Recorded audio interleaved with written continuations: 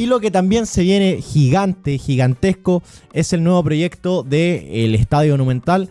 ¿Y quién mejor que nos puede hablar sobre esto que Carlos de la Barrera, quien es la mente maestra detrás de este nuevo proyecto del Estadio Monumental? Carlos, mucho gusto, ¿cómo estás? Muy bien, muchas gracias. Un placer estar acá con ustedes. Sí, Héctor Rodolfo, muchas gracias por la invitación. sí, y vamos a partir del principio. Ujú. ¿Cómo llegó este proyecto a tus manos? ¿Hace cuánto tiempo ya lo estabas preparando junto a tu equipo? Si nos puedes contar desde los inicios de este proyecto. Sí, claro. Bueno, yo soy arquitecto y llevo muchos años fuera de Chile y muchos años dedicado al entretenimiento y deporte, exclusivamente. Y el 2019 Harold contactó a Choca Arquitectos de Nueva York por la potencial oportunidad de remodelar el Monumental, hacer la remodelación del Monumental. Entonces la oficina de Nueva York me pasó el contacto a mí y por esos azares de la vida conocí a Harold cuando yo era muy pequeño, desde muy pequeño. Y les hice una presentación de cómo trabajamos en HOK, de nuestros expertise, de nuestra experiencia y las cosas que nosotros traíamos al proyecto, cuál era nuestra diferencia con los competidores. Entonces ahí comenzamos las primeras conversaciones con Harold y con el equipo de Colo Colo. Y comencé de manera independiente o de manera más privada, como empezar a hacer estudios y a entender el estadio, porque yo conocía el estadio cuando era pequeño y cuando vivía en Chile había ido al estadio con mi papá a ver partidos. Entonces comencé a estudiar un poco más del estadio, de los problemas que tenían, ver videos, fotos, etcétera. Y luego el proyecto se paró durante un tiempo. Yo hice luego, también por mi lado, continué con otros estudios. Luego cambió el directorio. El directorio volvió a contactar a HOK. Me volvieron a pasar el contacto a mí. Les conté los estudios que veníamos haciendo. Ellos seguimos elaborando y refinando problemas que habíamos encontrado en el estadio y qué cosas se podían mejorar, qué oportunidades habían también, porque no todo es malo. Y luego hubo un proceso de selección. Colo Colo invitó a otras oficinas de arquitectura muy buenas y finalmente eligieron a HOK. Y En- así fue como sí. llegamos. ¿En qué Esa es la momento historia fue larga. ese primer contacto? ¿2019, 2020 debe haber sido? Sí, fue 2019-2020. Harold estuvo en Londres en una conferencia de estadios. Y yo asistí a la conferencia y así tuve la oportunidad de hablar con él, de presentarle a HOK, de presentarle nuestros expertise, nuestra experiencia nuestra habilidad, en qué somos buenos. Así comenzó la historia.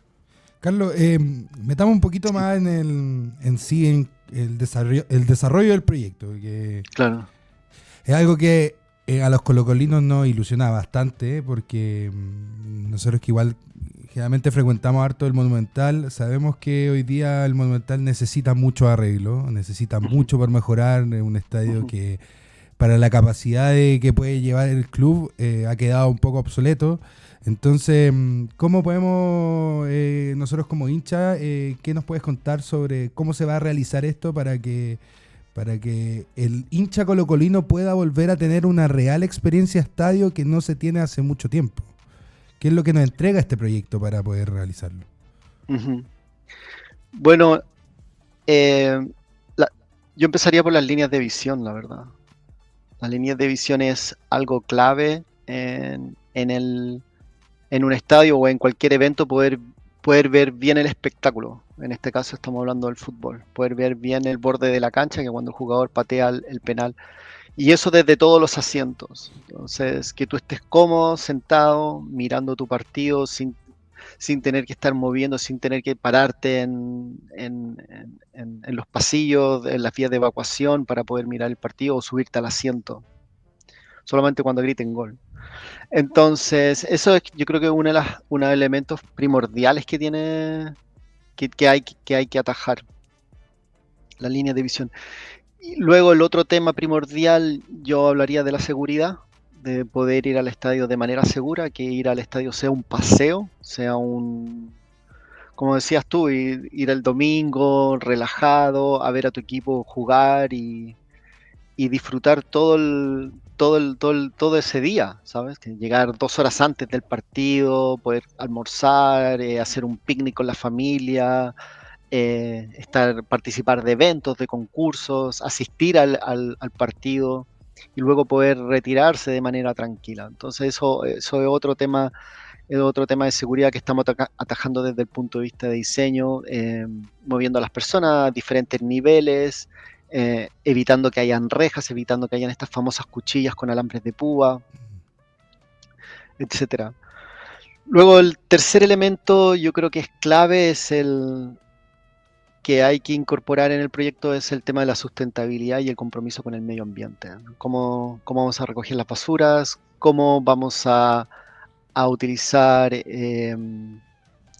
cómo los baños van a ser diseñados para que no se gasten agua en exceso, incorporar una serie de estrategias en cuanto al tema de sustentabilidad. Esos son, yo creo que los tres principales puntos. Hay un cuarto punto que es muy importante, que tiene que ver con la oferta económica que te puede ofrecer el estadio, que puedas ir y decir, oye, bueno, a mí me apetece una ensalada, pues a mí me apetece una pizza y a mí me apetece un completo, y poder tener esa oferta de manera económica alrededor del estadio. O sea, al final yo pienso a veces que decimos, es un estadio, es un estadio, es un estadio.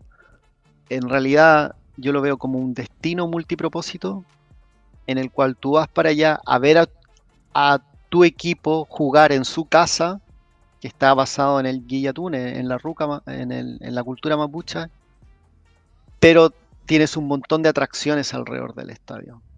Y el estadio en sí te trata bien, la arquitectura te trata bien. Sí, Carlos, ahora estamos viendo en pantalla preguntas también que le dejamos como el micrófono abierto a la gente también. Y Irane pregunta, ¿cómo se paga esto? Y con esto también te pregunto a ti, tú como el jefe arquitecto de todo este proyecto, ¿qué está en tus manos y qué no? Como los tiempos, el financiamiento, todo ese proceso. A esto quiero llegar como, ¿a quién le preguntamos estas cosas? Ya. Bueno, es buena pregunta. En mis manos está tomar las decisiones más racionales que tengan que ver con el uso, digamos, más criterioso o más racional de los materiales y del diseño del estadio, para que no se gasten en excesos. Eso tiene que ver conmigo. Entonces, tomar decisiones de dónde, por ejemplo, usar el dinero estratégicamente. Y te pongo un ejemplo muy tonto.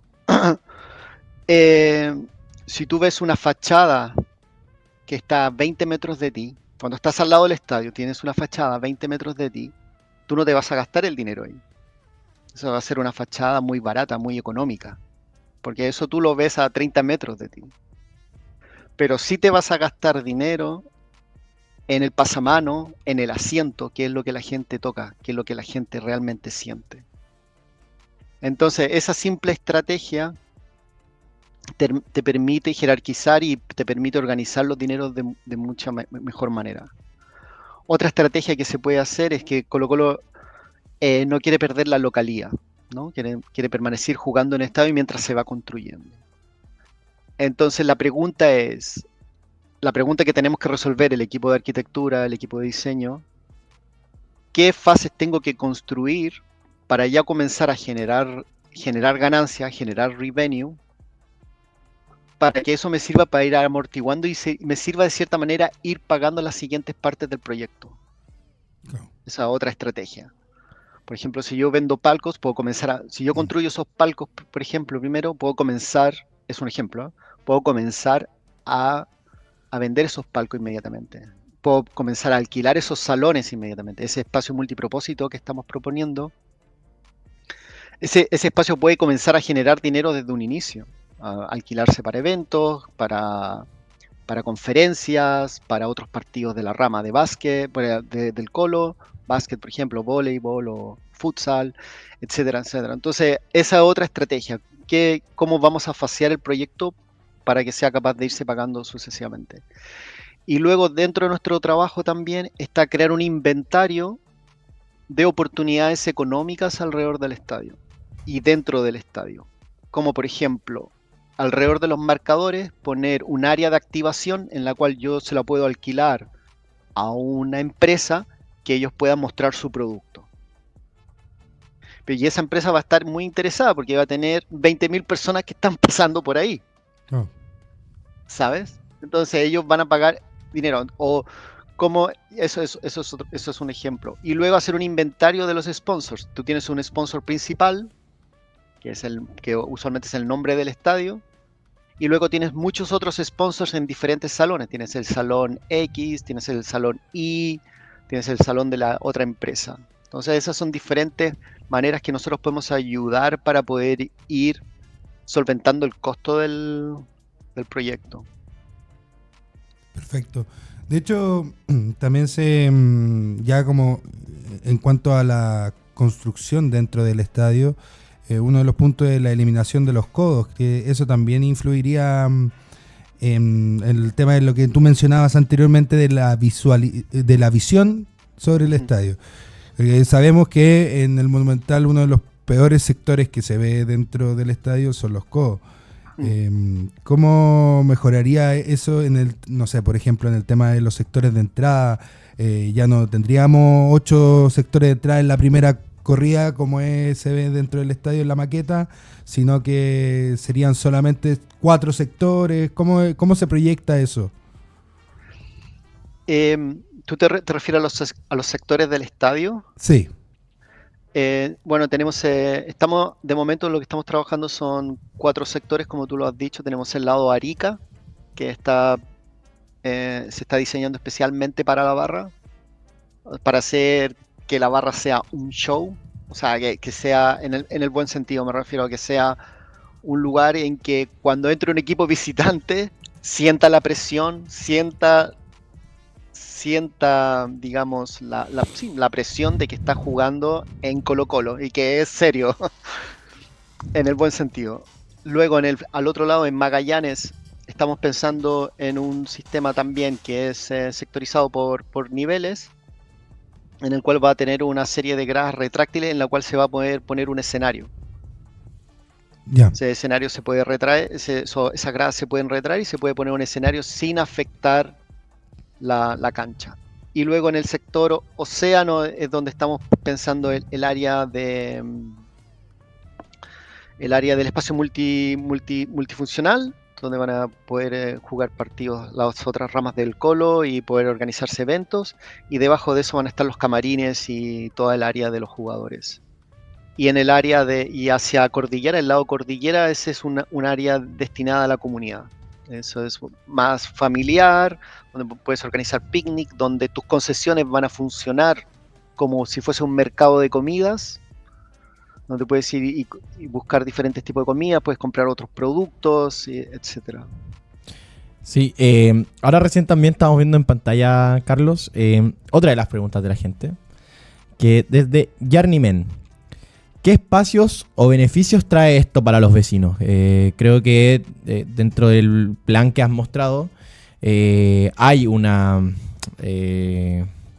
manera de acercar también a la gente, no solamente a lo que responde al Colo-Colo fútbol masculino, que creo que finalmente es lo que más vende, sino que una forma también de hacer esto un poco más para la comunidad.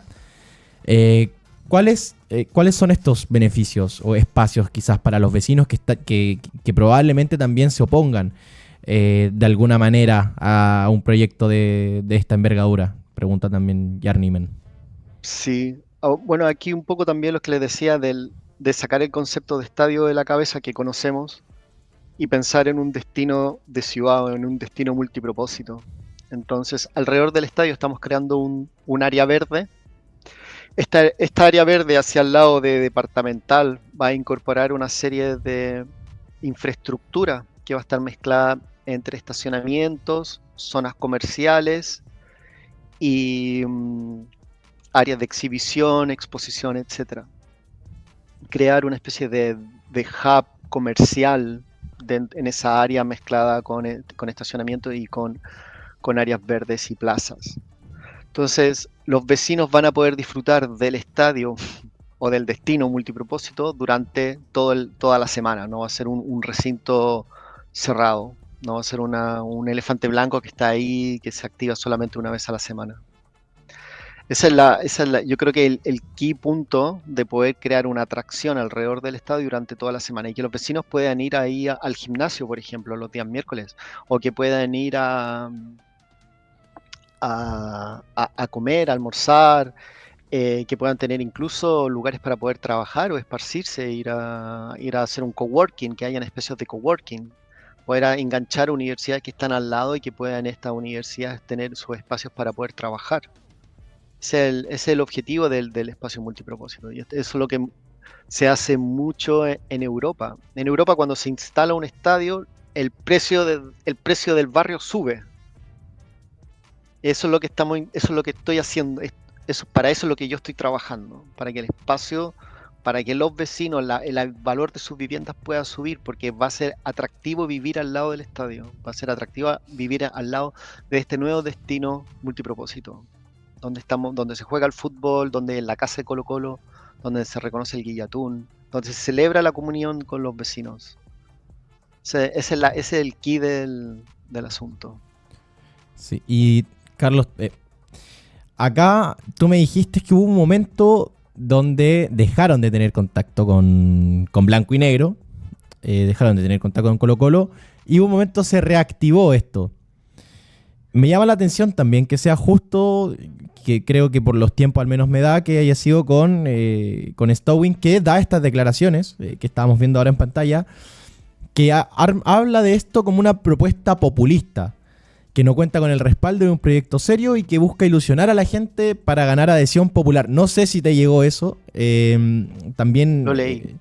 También habla que con el aumento del aforo hay que solicitar nuevos permisos, nuevos estudios como el de impacto ambiental que pueden demorar, el flujo de caja, que el naming right, que es ponerle un nombre al estadio, se va a demorar también, que tiene que ser mientras el proyecto esté funcionando y que esos dineros quizás no lleguen. No sé qué opinas tú también de estas declaraciones, que creo que también quizás a una parte del hincha fue como, pucha, quizás tenga razón. ¿Cómo nosotros le bajamos eso al hincha común? ¿O cómo desmentimos esto? Yo creo que es normal tener dudas cuando se plantea un proyecto así en un país donde no hay estadios de 60.000 personas. Es normal que estemos escépticos y digan, no, esto no va a funcionar, no van a llegar los naming rights, van a llegar tarde. Es normal y es cosas que yo he visto en otros países donde he trabajado. Pero la clave aquí es poder alinear los diferentes equipos técnicos y de diseño y mover el proyecto hacia adelante. Y los naming rights aparecen solos. Aparecen solos. Y viene gente y dice, pues yo quiero estar contigo.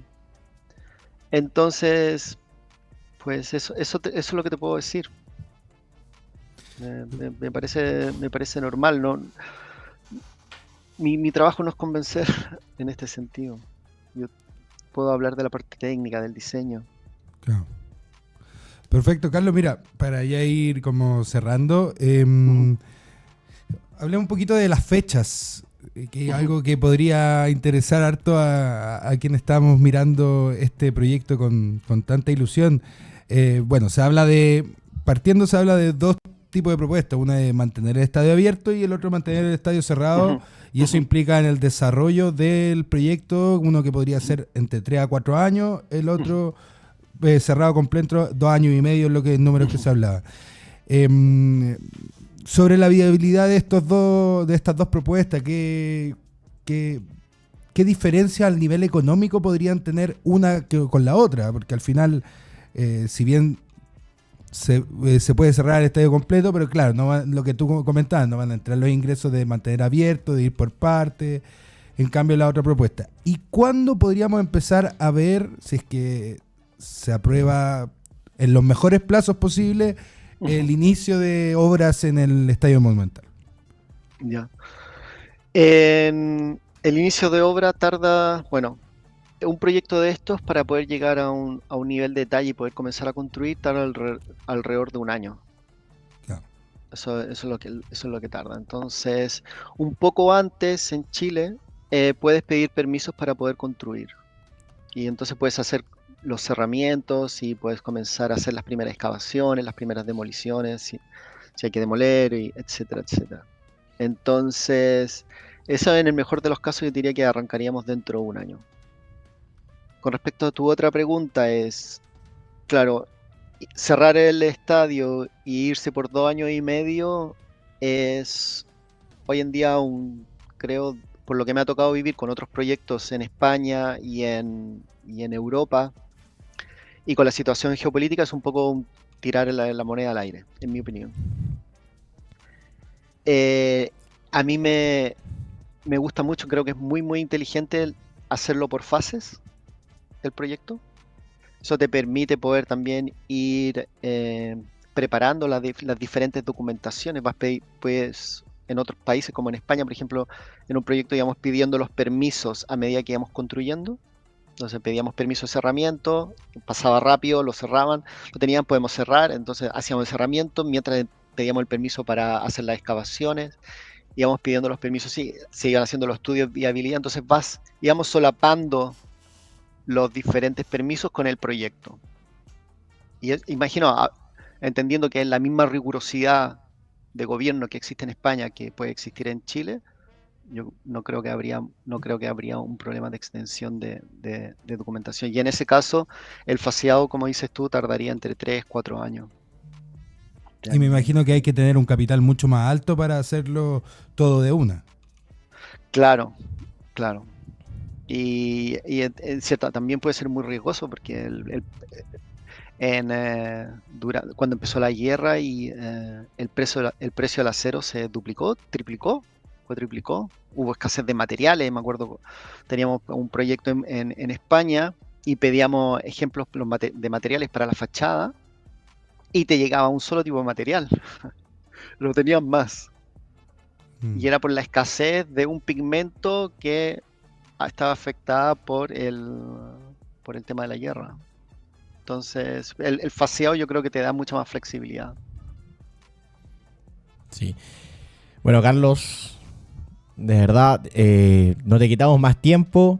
Muchas gracias por las respuestas que también nos has dado y también por darle también una bajada de información al hincha que yo creo que se preguntaba mucho qué pasa con las rejas, qué pasa con los tiempos, qué pasa con lo que decía Stowing, y creo que fue una buena instancia también como para bajar esa info y saber qué está bajo el control del arquitecto que presenta el proyecto y a quienes tenemos que seguir apretando quizás con los tiempos o con lo que venga también de cara a este proyecto que creo que además de alguno nos entusiasma. El Estadio Monumental lamentablemente ha quedado al debe en muchas oportunidades, hay muchos lugares donde no se ve, donde se repleta y la gente se queda arriba y los que están muy abajo no ven mucho con el tema de los acrílicos y yo creo que hay que mejorar mucho la experiencia totalmente, en el Monumental. Totalmente, y esto en verdad ilusiona, como dice Rodolfo.